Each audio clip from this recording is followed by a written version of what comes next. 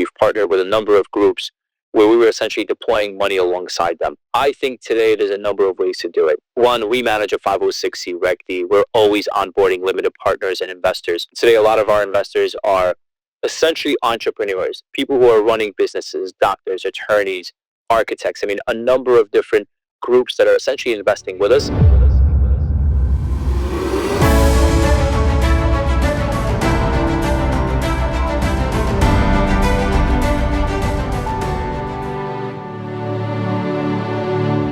Welcome back to the Angels, Exits, and Acquisitions podcast. I'm your host, Jeff Barnes. And today I'm talking with Ruben. And Ruben is the founder and owner of WeLend LLC. WeLend is a private lender for real estate projects. And he has over $600 million under management at WeLend, over 1,300 different investments and loans that they've created.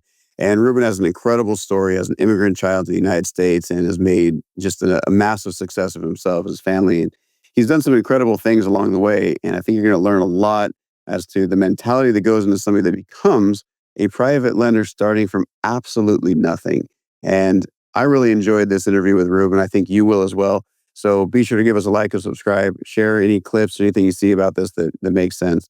Looking forward to hearing about your feedback. Thanks. Welcome to Angels, Exits, and Acquisitions, the place to learn how to fund, scale, exit, and massively profit as an angel investor or entrepreneur. Brought to you by the Angel Investors Network. And now, here's your host, Jeff Barnes. All right, welcome back to another episode of Angels, Exits, and Acquisitions. I'm your host, Jeff Barnes, and I'm here today with Ruben Izgelov. Ruben, how are you doing? Awesome, Jeff. Thank you so much for having me. It's a pleasure to be here. Absolutely. Looking forward to this one. So looking forward to talking with you and learn a little bit more about what you guys do over at WeLend and about your journey. So before we dive into all the questions, why don't you tell people about how you got to where you are today in New York City? Sure. How much time do you have and how far do you want me to go back? Give us the 30,000 foot view for right now. Sure. Pleasure. So, I mean, we are I want to say living the American dream, right? God bless America for all the opportunities that we have. We immigrated to the U.S. in the 90s from a small country called Turkmenistan, the former Soviet Union. My father, God bless his soul, who had very little back to his name. And the only thing that he knew was to work hard, right? And work hard he did. I, of course, went into the public education system, New York City Department of Education, which I believe as of last week, we're trying to shut down to some degree, according to Doge and Elon Musk. But nevertheless, went into the system, thought I was going to do, amazing, but obviously got my, I would say, kind of, butt handed to me. Immigrant, no English, no nothing, trying to figure out how to actually speak, read, write, and, let alone live life in this new world. But nevertheless, fast forward that a little bit, decided that, school was not for me, dropped out of high school. Unfortunately, at that time, thought I was the smartest guy in the room, thought that I knew everything. And I thought, business is the way I want to go. So went into loan originations in the mortgage space. This was like around 2007, 2008. Did really well for myself. And then again, got my butt handed to me, right? I went from making, hypothetically, as a teenager at that time, over 100,000 a year, 120,000 a year, down to like 10,000 a year. So one day I was sitting in my kitchen, kind of like depressed, and my father walks in and he says, "What's going on?" And he already knew it. He felt it. He understood what's happening. The market crashed. I mean, you remember the great financial crisis.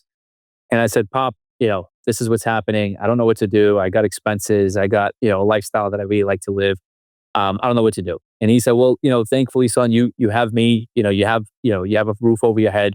But what's going to happen if you actually have that tomorrow and you have, your kids, you have a wife, and, every wife has expectations, high expectations, most of them. So, what are you going to do then? What insurances do you have if, you're doing well and then boom, you hit rock bottom?" So then and there, I made a promise to my dad to go back to school. Went back, got my GED, passed by like one grade. Like I was literally 1% over what passing grade was, which I was super stoked about. Ultimately went to St. John's University here in Queens, New York. For those of you who are listening and ever went to St. John's, we are St. John's. And then ultimately went to law school. Graduated top of my class in law school. Today I do have, I am admitted in the state of New York, but I don't practice because most of what I do, 95% of my day, goes into WeLend. WeLend is a private lender. We lend to real estate operators and investors nationwide. We operate about 46, 47 states today. And we're lending to real estate operators for the purpose of their investment acquisition. So our borrowers are buying properties, fixing them up, and then flipping them for short-term gain. Sometimes flipping them into a 30-year long-term hold, and keeping the properties in their portfolio. So, we founded the company in I want to say 2018. Since then, we've managed to deploy about a little over $600 million across about 1,300 asset classes nationwide with zero principal loss. So, I forgive me, I may have taken a little longer than anticipated or expected, but that is the 30,000-foot view. Happy to kind of go in and dive into anything specific. Yeah, absolutely, man. Well, thanks for that. So I have a question for you with regards to, dropping out of school, which, let's be honest, when you're in school, it sucks. No one wants to be in it. Like they're just trying to cram as much information into your head, memorize, regurgitate, spit it back out. And that's what the barometer was for being smart in a school, right? It wasn't whether you could solve a problem. It was really whether you could memorize or regurgitate. Exactly. And so I can see, a lot of people, myself included, like I was really good at memorizing and regurgitating, but problem solving was a lot more fun. And so school can be a lot of really boring, and a lot of frustration for folks that want to solve problems. It sounds like you were one of those kids that's like, I just couldn't hey, sit in man, one just place. give me something I can do. Exactly. Yeah. I couldn't sit in one place. I had to do something. I was moving around, causing trouble. But thankfully, I think dropping out of high school was, I'm not trying to lead anyone into that direction, but I feel like it was the best thing that I've ever done because, I feel like had I went to college, I probably would have ended there. But dropping out of high school at that time, I think it kind of gave me a different point of view on life where, okay, education is, important. Now, look, I have friends, and I'm sure you do as well, that didn't really go past high school. And they've done really, really well for themselves. They really have, right? But what are the chances and likelihood of that happening? In fact, most of the people who didn't go past high school, they probably kind of like, standing on a treadmill and just kind of walking in one place. So it's like, for us, I think for me, it was the best thing that ever happened to me because it made me realize how important education was. Well, and it also sounds like you learned through adversity, right? You valued your education because you got thrust into this world. Things were going really well. It was a nice high in 2006, 2007. The house of cards comes falling down in 2008. A lot of us lost our fair share of money during that time. And it's like, okay, now what am I going to do, right? So it's a pivotal moment, especially in a young man's life. Like, man, I do not know where I should go from here, what I should be doing. And it sounds like you had a great dad that gave you some sage advice, like, hey, I'll take care of you for right now, but what if I wasn't here? Now what would you do, right? Exactly. And I think everybody who's been successful, I'll put it this way, whether they went through school, didn't go through school, whatever, they all have a similar story, which is, rushed headlong into the fire, thought everything was going to go great, and then life just beats you down, right? Knocks you down a few pegs, and you have to reassess. And some of us have to do it several times because we're really stubborn. We can't learn the lessons the first time. But you chose to go into law school. What was the decision-making process for that? Because you were already in real estate. You're already making money in real estate as a mortgage broker, it sounds like. Yeah. What was the decision to go to law school? Yeah. So at that time, we were actually buying, selling, flipping, developing real estate throughout New York, specifically Queens, Brooklyn, Bronx, and some parts of Staten Island, Nassau, Suffolk County. So we were probably flipping about, I want to say 50 to 100 properties on an annualized basis. So we were doing really, really well for ourselves. But what really led me to go to law school is that, look, my parents, they had it all back home, right, in Turkmenistan. And they had, amazing businesses, amazing opportunities, great connections. I mean, directly to the president of Turkmenistan, the country that I'm from. And they made a sacrifice. And the sacrifice was to drop everything, to come to the land of opportunities, to be able to provide a better opportunity for their children. So, when my father and I were speaking, he said, look, you can go to school, you can probably get like a degree in finance or something like that, but that too doesn't really provide you the insurance. So you really need to kind of go and either become a doctor or a lawyer. There's no in between, right? So my father was like a really big go-getter. He was like, either you're going all the way to the top or, just stay where you are and just accept the fact that this is where you're going to be. So I was like, all right, I'm going to go to school. Mind you, I didn't even have my GED at that time. And I didn't know how to take the GED, what questions are going to be on. And so it was a whole process. But I said, all right, I'm going to become either a doctor or a lawyer, one or the other. So I went, got my GED, went to St. John's, and I remember sitting in the cafeteria, and it was my first semester, probably like my first week, and I'm still undecided, right? I had no idea what I'm doing. I'm taking these liberal arts classes where we're talking a little bit about everything and a little bit about nothing. And I see my cousin, who was also in St. John's pharmacy program, Susanna, shout out to her. And she was sitting in the cafeteria with her pharmacy buddies. And I sat down with them and I was like, hey, Susie, let me take a look at your notes. I really want to read your notes and kind of see exactly what's, med school or pharmacy school is all about. So I open up the first page. I'm looking at it. I'm like, okay, going on to the next page, going on to the third page. And I realized I can't even pronounce 90% of the stuff that she's writing because it's all Latin. And it's huge words. It was like this big. So I was like, all right, clearly med school is not for me. If med school is not for me, then I am an attorney. And thank God. I mean, look, I'm a guy that likes to speak. I'm a guy that likes to talk. Don't tell my wife because she doesn't believe it. But I like to talk a lot. I don't want to say argue, but I like to kind of express my points. And I think, at that time, law school was the best thing that ever happened to me because now that, while I don't practice and it's not my day job, right? It's not my everyday job. I am forever thankful for having to go to law school. And the reason why I say that is because in law school, it shapes you. It shapes your brain to think differently, right? And when I say think differently, I mean, when you see an opportunity, you see a deal, a lot of people just see the upside. That's all they see. And that's great. You have to be an optimist. You have to see the upside. But me being a steward of people's money, managing a 506c Reg D debt fund, deploying almost $600 million across, 1,300 asset classes, I am managing other people's money. I am a steward of their money. So, law school shapes you to see not only the upside, but really protect the downside. So I feel like, law school was my calling because now, although I don't practice, I'm always looking at the downside and thinking, all right, what can I do to hedge it? What can I do to protect it? And that really is what I'm forever grateful for. That's awesome. I'm really glad you mentioned that because, a lot of the people that I bring on the show, all of them have been successful, in some way more than others, but all of them have been successful. But to a person, every single one has said there have been downside. There's been major lows, and I wish I would have known then what I know now, right? And inevitably, and I've been this person too, you're so excited about the opportunity in front of you that you forget that things outside of your control could go wrong, Totally. right? And you forget to hedge your bets, so to speak, and say, okay, well, what can we do to prevent this from happening? And I've lost an entire company by doing that because I wasn't smart enough to think about who I brought onto my board and who I did things like with the right way. And we didn't put the right terminology in the resolutions and the minutes and things like that to make sure everything was legit. And I lost an entire company, a company that I'd raised capital for and I'd invested in personally. Ouch. And some of those things, you can only learn those lessons the hard way sometimes. My wife and I were actually just talking about this weekend, is that we'd love to be able to learn from the sins of our fathers, right? But the truth is that sometimes we have to go through those ourselves before we can finally embrace that, hey, this is possible. It could happen to me. That a little bit of hubris goes a long way, right? Good point. So I love that you talk about managing the downside risk. I think that's so important for any entrepreneurial venture. Anybody who's ever going to go big, it's like you got to think about. I know the whole idea of burn the ships, right? We're going to burn the ships when you go full steam ahead. No turning back. Okay, great. That's great. Wonderful.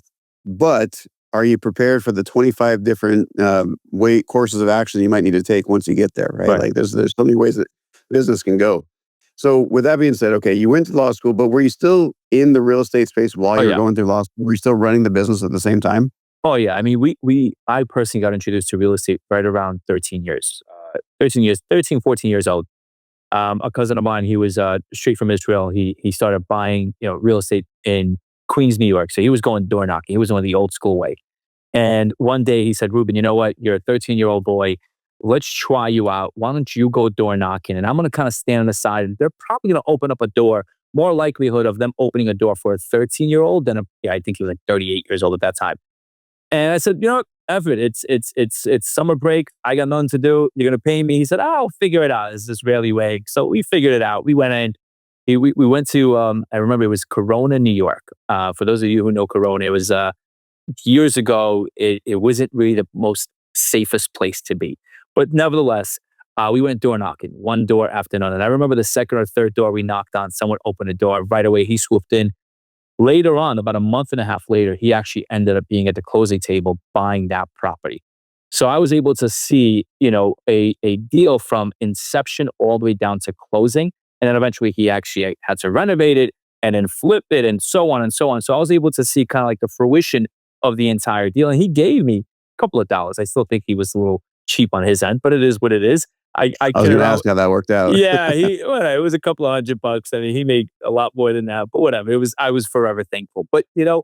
it gave me a taste of real estate. It gave me something. I was like, all right, this is something that I can do. So, while in undergrad, while in law school, I was buying, selling, flipping, developing real estate throughout New York. Like I mentioned before, there were times, sometimes we were flipping over 100 properties a year. So we were super, super busy. While in law school, I had to be there full time, right? And law school really takes a lot of time, energy, and emotion, right? And Sure. I am forever grateful for the team that I had back then and that I have today, right? The same people, group of people that I was actually buying, selling, flipping, developing real estate with are the same group of people that I'm actually running WeLend with today, right? They are my partners from day one. We are cousins and brothers, right? There's a total of 3 or 4 of us that we're essentially connected not only by business but also by blood. So forever grateful for them for being able to allow me while to focus on law school while we were still being able to flip and develop all these real estates throughout New York. Before continuing, please subscribe and share this video to help us reach more people and stay notified of our latest releases. Now, let's continue watching and learning. And, I know I was starting a business and I was, an employee at a company and I was getting my MBA at the same time. And it was busy. Like there's a lot that you go through, right? And I think a lot of people, they hear that and they're like, oh man, it sounds like a lot of work, but, obviously did it, not a big deal. But when you're running a business and you're trying to manage a team, and you're trying to deal with all of that stuff while you're going to something as difficult as law school, learning completely new concepts and being held accountable in a lot of places, I'd imagine there's a lot of personal growth that goes into that, right? Totally. And so with that, and again, I'm harping on this because I see this as a recurrent theme with the folks that I bring on, is that you put yourself in a situation where it's probably way outside your comfort zone initially. But we talk about, people that live inside the box and live outside the box, right? A growth mindset versus a fixed mindset. And I'd imagine, I'm just assuming here, and correct me if I'm wrong, when you went into that, when you went into law school, did you have any vision of running a $600 million fund No way. at the very beginning? No right? way. No way. I didn't even see that coming in any capacity. So I'm happy to hear that, because my thought process here is you just put yourself, for lack of a better term, through hell to get a law degree. Yeah. And you came out the other end knowing, man, I just accomplished that. What else can I do? Right. Right. So what happened after law school when you're running your real estate business? How did your real estate business change as a result of you going through law school? It's a very good question. So, right after law school and before I started studying for the bar, I got called by a, kind of industry titan in the private lending industry. And he was doing a conference. At that time, it was called the Pitbull Conference. He was doing a conference in Arizona. And he said, look, I see that you're a real estate investor in New York.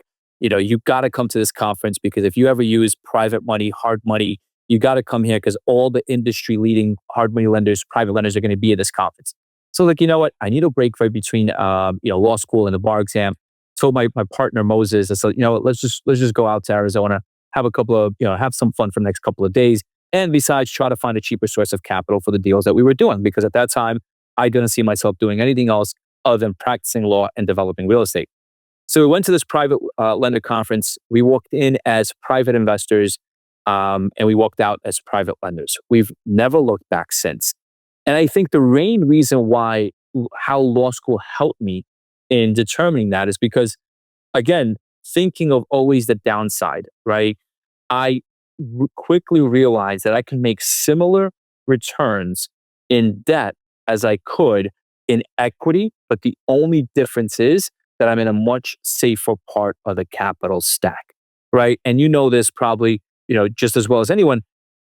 When you're buying real estate, when you're investing into real estate, especially if you're a passive investor, LP, you're secured, right? There's no doubt about it. It's a lot safer than, say, I don't know, buying anything else, right? Or investing into anything else. Real estate is usually safe. It stays consistent. There may be some fluctuations, but usually it stays consistent. But when you're investing into real estate as a limited partner, and you're making an equity investment, believe it or not, you're not in the safest part of the capital stack because you're the first one into the deal, but you're the last one out. Whereas a lender, you're the last one in, but you're the first one out.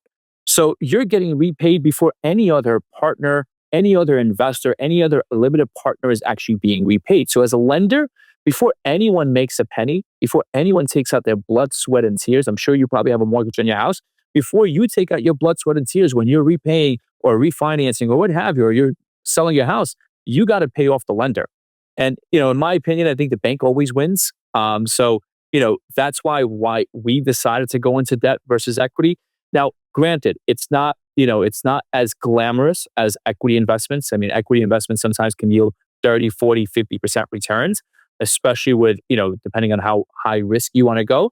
But we're able to hit mid-teen returns passively with monthly cash flow and really capturing diversification, right? So for us, a lot of our investors are really kind of thinking the same way as we do. And I think law school really, knowing that I always have to protect the downside, really helped me make that decision and leap my foot forward into debt versus equity. I love that because, a lot of people, again, they get like me. I went into my first real estate seminar in 2006. I'd just gotten out of the Navy. I'm like, oh man, this sounds amazing. I'm going to go kill it and crush it and do this. And then the financial crisis happened. I ended up losing a couple $100,000 because I was the equity guy, right? So I learned the hard way, that equity gets paid last, if at all, right? And so you don't want to be in that position with a lot of exposure to risk, right? There's ways, of course, to mitigate that, but you're right.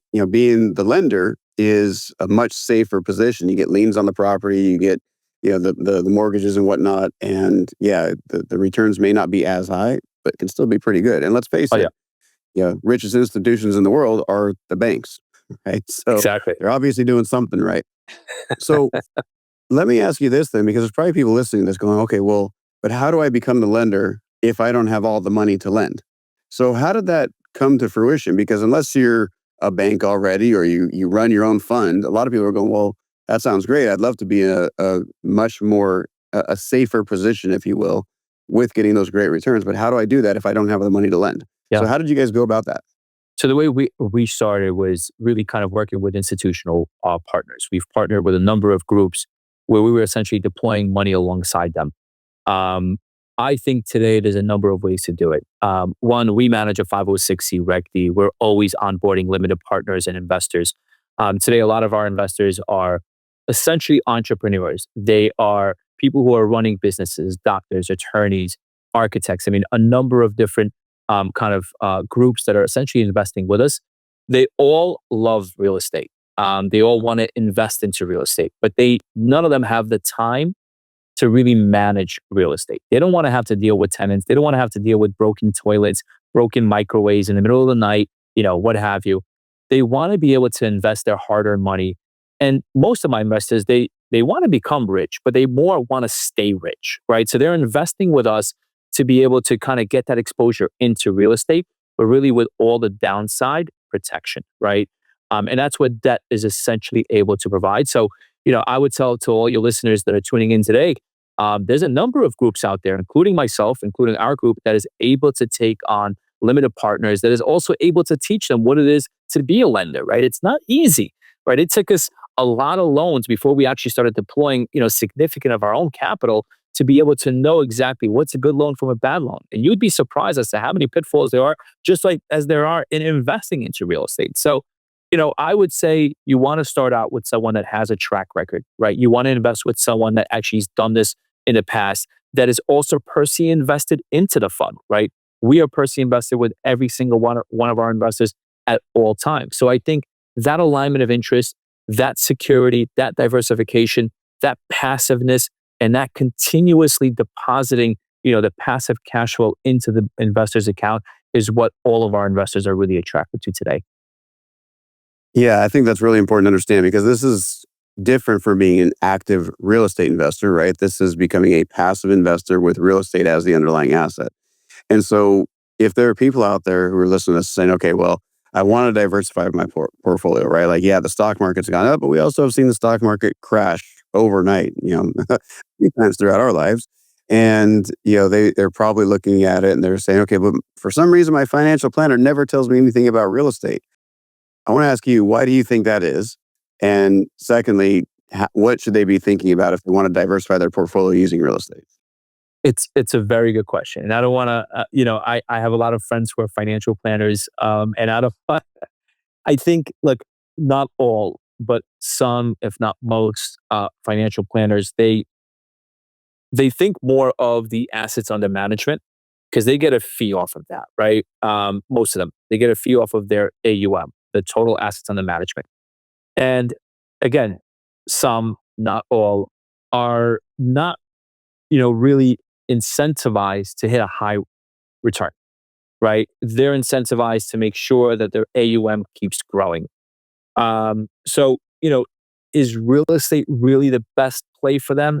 I don't know, because sometimes they might have to come off their platform and go somewhere else. Today we're starting to grow with our investors who are managing, who have a IRA, right? And they're converting their IRAs to self-directed IRAs because they are tired of having some guy that they never met managing their money and just charging them fees over and over and over. So, they're converting their IRAs to self-directed IRAs to be able to invest alongside us in our platform today that is essentially yielding mid-teen returns. So, I think a lot of investment managers, they're more focused on their total AUM versus, maybe the potential performance of their AUM. Awesome. Some, not No, all. I love that. And I think a lot of them, if they're just a regular financial planner, they can't talk about anything outside of their license, right? So they're handcuffed by the industry that they work for.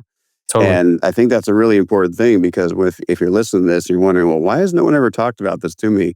Obviously, if you guys are talking about it, it must not be legitimate because my financial planners never mentioned anything. It's like, well, no, it's because they're literally not allowed to, right?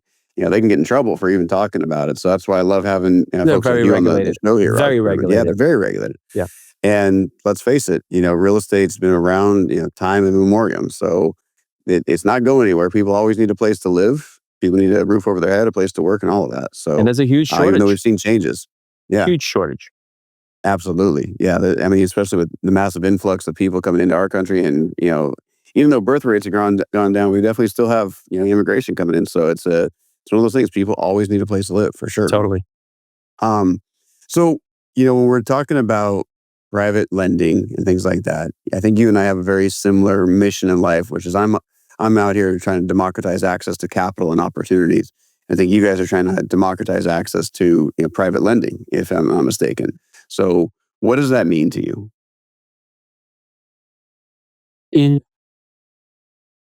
Look, when and kind of going back to the immigration, right? Like we immigrated here. We were I would say the influx of families that came in, from the former Soviet Union in the 90s. And we came with nothing, right? My father, I think, had maybe $750 to $1,500 to his name at the time with 6 mouths to feed, right?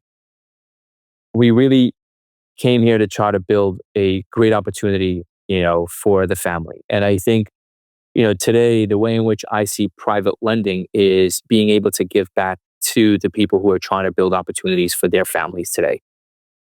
Thankfully, we have, again, we've deployed 600 million across 1,300 asset classes, right? And most of the loans had multiple borrowers on it, right? Sometimes 2 to 3, sometimes even 4 borrowers. So you could imagine how many people we have as clients, right? So to date, we have, gifts coming in almost on a daily basis from clients thanking us for the opportunity to be able to buy a property that they did not have the resources to buy, right? Our average deal size today is right around 800 to about 1.5 million. Not everyone has $800,000 or 1.5 million sitting around, right? So, us providing them the opportunity to be able to buy something they did not have the chance to do, fix it up and flip it and make a profit for their family, hard-earned profit, is really, really, gratifying to us. I think that's very important. But also, it gives us an opportunity to build something for our kids. A lot of times I get questions asked about, Ruben, what's the plan with WeLend, right? What are you and your partners planning on doing, 5 years or 10 years from now? Are you looking to build a company and exit? I think in the beginning when we just started WeLend, I think that was really the kind of like the focus is to build something up and then push it. I think today we're realizing that we want to leave this as a legacy for our children. I mean, it's a great business, it's a cash flowing business. It's a business where not only our borrowers are grateful for us being in existence, but also our investors, right? So there's so many people that we're touching by doing what we're doing. I think it's a business that we plan on keeping long term. And when I see private credit, I just see private opportunities for the people, as a whole, whether it's our borrowers, our investors, or our children in the future. I love that. That's great. So we're running out of time here, but I have two questions left for you. So and this one, hopefully we don't have to go too much longer on this one because it is a doozy of a question, which is, how are you guys different from other lenders out there, and how does that fit into what's happening in the real estate markets right now? Sure. That's a very good question. I'm going to try to keep it as short as possible. I think one of the key differentiating factors about us is that, we don't have, I can't really show you around because the camera's fixed, but we don't have any telephones on our desk. We don't have any phones that are attached to our desks. What that means is that all we have is cell phones, right? Each and every one of our loan originators, each and every one of our underwriters, each and every one of our asset managers, servicers, we all have cell phones, which means that you call us as a borrower or as a client or as a broker or as an investor at any time. And believe me, I get calls at 11 o'clock at night on a Sunday, as an example. We answer your call, right? Because we're not sitting here, hiding behind the telephone on our desk or hiding behind email. Most of my borrowers today even know where I live. I do a big kind of get together at least twice or three times a year at my home, where I have 150, 200 people coming to my house. So I think, for us, the differentiating factor really is the accessibility and the speed and the way in which we close. I love that. All right. So Ruben, we're wrapping up here. And before we go, excuse me, I have one last question for you, which is, now that you've gone through all of this, you've gone through law school, you got your WeLend company up and running, you've done $600 million under management across 1,300 assets. What would you go back and tell your younger self, the self that just dropped out of school? What's one piece of advice you would give your younger self if you could? Oh man, that's a loaded question. And I know we're running out of time. I think one thing I've learned in life is, I have a lot of friends, a lot of friends. I mean, my birthdays are sometimes with 100 people there, right? Thank God. And I think one of the things that I'm forever grateful for is the support that I have, not only from my family, which is very important, my wife, but also my friends. And I think when you do the right thing, you keep your head down, you do what you say what you do, your friends are going to continue growing, right? And I think that in and of itself has a lot to do with who you are and where you can take whatever it is that you do, whatever company you're building, where you can take it to. Love that. Yep. So say what you do and do what you say, and Totally. keep telling the truth, right? That's awesome. Totally. All right. Wonderful. Ruben, this has been great. I really appreciate your time today. If you're listening to this, watching this, you're going to want to know how to get in touch with Ruben. So Ruben, why don't you tell us, how can people find you? Yeah, they can call me directly on the cell phone, the one that I just showed to everyone here. 917-815-1222 is my direct cell phone number. You could also check us out on all social media platforms. We're on all major ones, including TikTok. So our handle is WeLend LLC. We're on Instagram, TikTok, Facebook, LinkedIn, and alike. Beautiful. We will make sure we put all that information in our show notes. So if you're watching this, listening to this right now, go ahead and check out those show notes to get all that information so you get in touch with Ruben or anyone over there at WeLend. And you've been listening to the Angels, Exits, Acquisitions podcast with Jeff Barnes, the Angel Investors Network. Ruben, thanks so much for being here today. I really appreciate it. Thank you, Jeff. It was a pleasure. So take care, everyone.